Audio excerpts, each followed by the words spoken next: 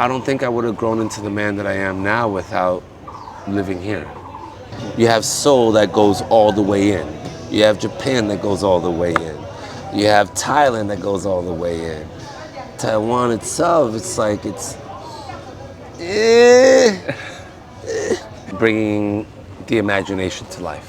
We're living in a very homogenous place where standing out is not necessarily celebrated. I would honestly say it. This was not my intention. Only few places that I felt that it kind of works with you. The malleability and the way in which that if you have something that you want to do, things open up. The nail that sticks out is the one that gets hit with the hammer. The idea of walking into a space with no windows on a Tuesday, walk out, it's Thursday. It's like, how did we get here? And why am I so full? Where did those chicken wings come from? Hi, 大家好，欢迎来 Welcome to Taiwan. Today we are in Taipei to have a chat with our wonderful friend, Daniel Black. Hola. And before we start, please don't forget to click that subscription button, like the video, help us share if you can. And remember, if you like the video, you have an option to hype the video. Yeah. Help us hype the video so more and more people can see this. Below every video, there will be a shop. Go there, check out for items you might like. Or if you don't find anything that you like, and we make customized products also, just let me know. I can get you a 3D product, a picture of it, or a figurine of yourself or your loved ones. My name is Daniel Black. I'm from New York City, Queens, Jackson Heights. And I'm an artist here. I create music and really just create. That's a big thing for me. I love that ability too. You mean you make your own music? Yes. Write your own music? I work with a lot of different producers, but the ability to create is the thing that is paramount for me. Just Taipei itself has allowed for that level of bringing the imagination to life. What kind of music do you create? It's mostly hip hop, but a lot of it's just like a lot of spoken word, but it's mostly hip hop. Just being born and raised in New York City, it's that concept for me, being able to give you a picture with the most and least amount of words possible. You know what I mean? Being very concise and succinct in terms of speaking about just living here or just where I grew up. How did the Taiwanese populace respond to introducing them to this kind of music? I would honestly say it. This was not my intention. I had an event company for 7 years, where the concept of bringing a little bit of home, the socialization of home here, knowing exactly what I knew then was a lot of people were just listening to EDM and they were just like bouncing, hanging, but it didn't feel as if though they were connecting. The music that I knew growing up was hip hop, and that was a thing where it didn't matter if you really knew the artist, the frequency, the feeling of it allowed people to connect in a way easier form. So that was a big thing for me, where it's like, you know what, fuck it, let's get some hip hop out here. Let's do that. Let's push it. And the people that were here already, they had laid a bit of groundwork, but we really pushed it in a way that it felt more authentic. It felt more something where you and I would walk into a place and it's like, okay, cool, they playing that? All right, there's a familiarity there, regardless of whether we know the artist or not. And then it bled into 7 years of doing that for the city. The people that you deal with were foreigners at the time? Yes, at the time. I mean, a lot of the stuff was just for the city, because she had already given me a lot. And from there, it was the fact of providing a space that was different and slowly seeing it become assimilated into the culture here. You said the city has given you a lot? Yeah. What do you mean by that? Well, I got here when I was 26, and I don't think I would have grown into the man that I am now without living here. Taipei herself is a beautiful space, and the malleability and the way in which that if you have something that you want to do, things open up, in a sense. It's not like, okay, cool, you want to do this, but opportunities do present themselves. When you like, yes, I want to do this, she's like, all right, because it's still such a new space. It's interesting. It's one of the only few places that I felt that it kind of works with you as you're growing. What are some of the difficulties a new artist will likely face or are encountering in this music industry here in Taiwan? I would say trust for yourself. The idea that maybe it hits, maybe it don't. If you already have the feeling to create and you're putting the work, you got to record, you got your ass into the booth, you're doing all this, that level of trust for yourself is something that can be dissipated because there isn't that level of energy that you think would be found as soon as you're done creating, right? We're living in a very homogenous place where standing out is not necessarily celebrated. So you pushing yourself to stand out and not getting the fanfare that you think you might want is difficult at first, but the fact that you're creating for yourself, that is paramount. That's a beautiful thing in any hemisphere.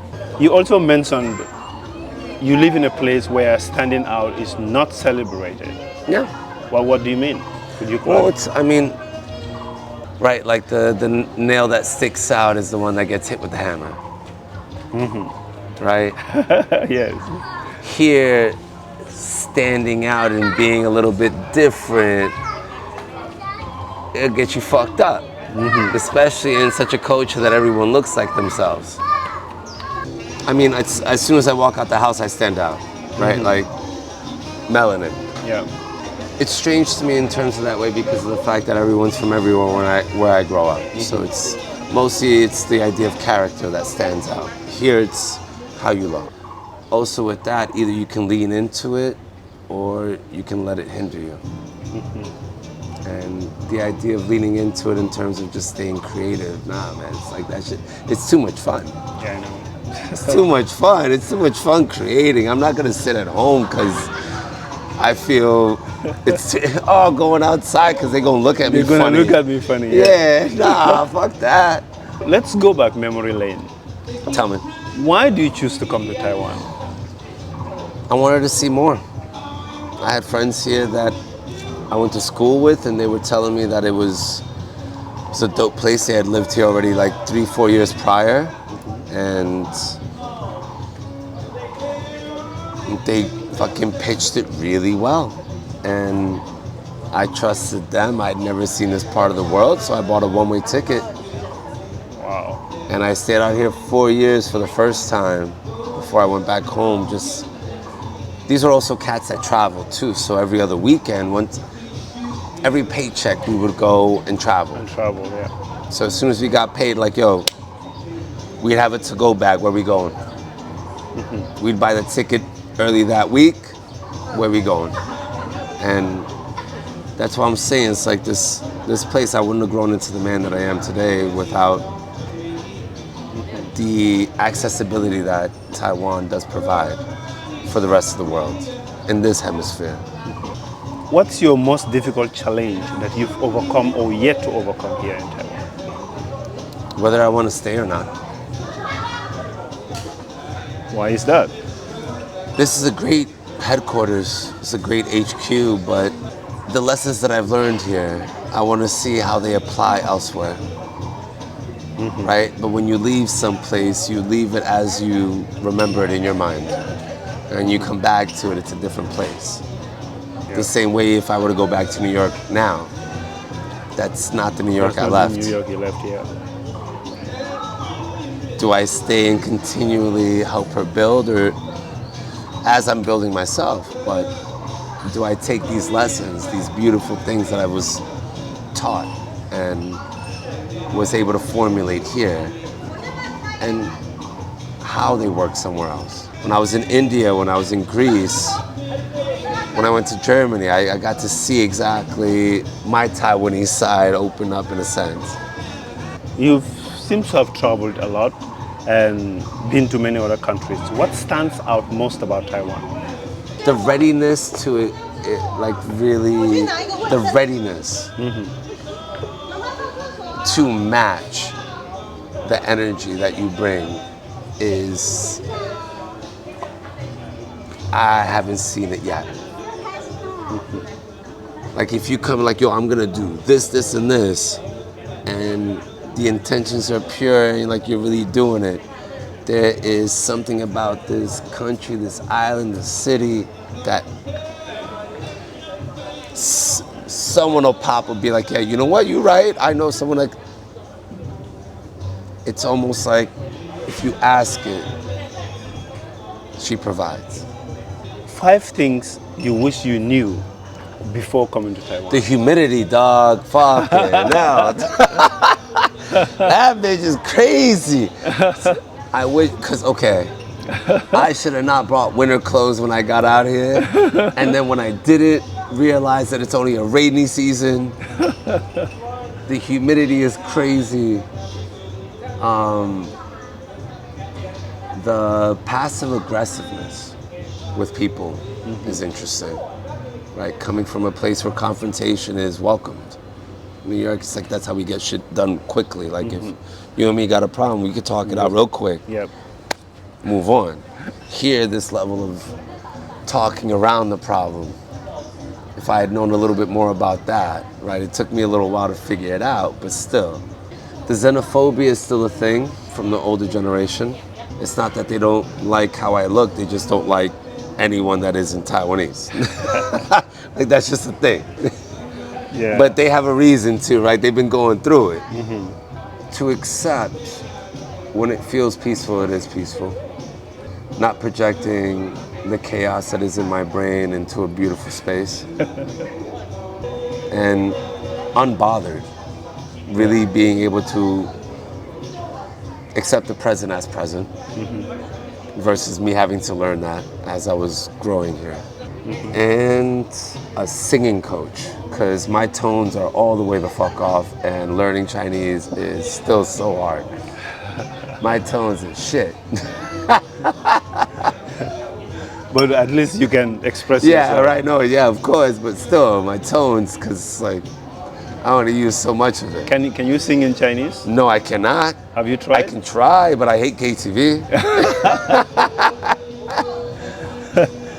Is there any popular Chinese song that you like to sing? I'm telling you, I hate KTV. It's the idea of walking into a space with no windows on a Tuesday, walk out, it's Thursday. It's like, how did we get here? And why am I so full? Where did those chicken wings come from? It's one of those things that's why it rubs you the wrong way. I don't like it.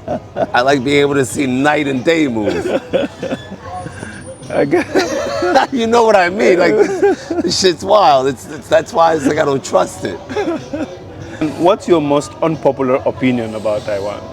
The homogenization of it has kept it from accelerating in its beautiful adoption of cultures that it loves. Because it loves everything outside of itself.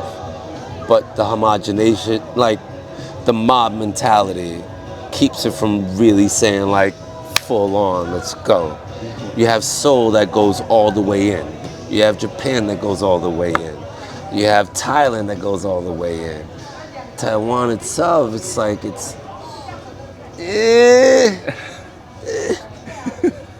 they don't go all the way in because of the fact that you have a generation of people that are so traumatized, that are still here existing, that have raised the people that are here. You have it in the school systems, you have it in the education system, you have it in the way in which that socialization is taught. They're too on the fence all the time, which is why a lot of big artists, instead of they don't even go to Hong Kong no more because of all that crazy shit. They used to go to Hong Kong and maybe make a stop here. They can't book out tickets because people are on the fence about it. You have really big artists that could stop here and it would change the whole mind frame, the whole map of like sonically how people see themselves here, how the world sees Taiwan. They're not pulling the trigger on being themselves in a way. To get really people to come out here and really recognize Taiwan, it's also, they run a gamut, right? Like, if they come out here and call it, they fuck up and call it a country, China's like, nah.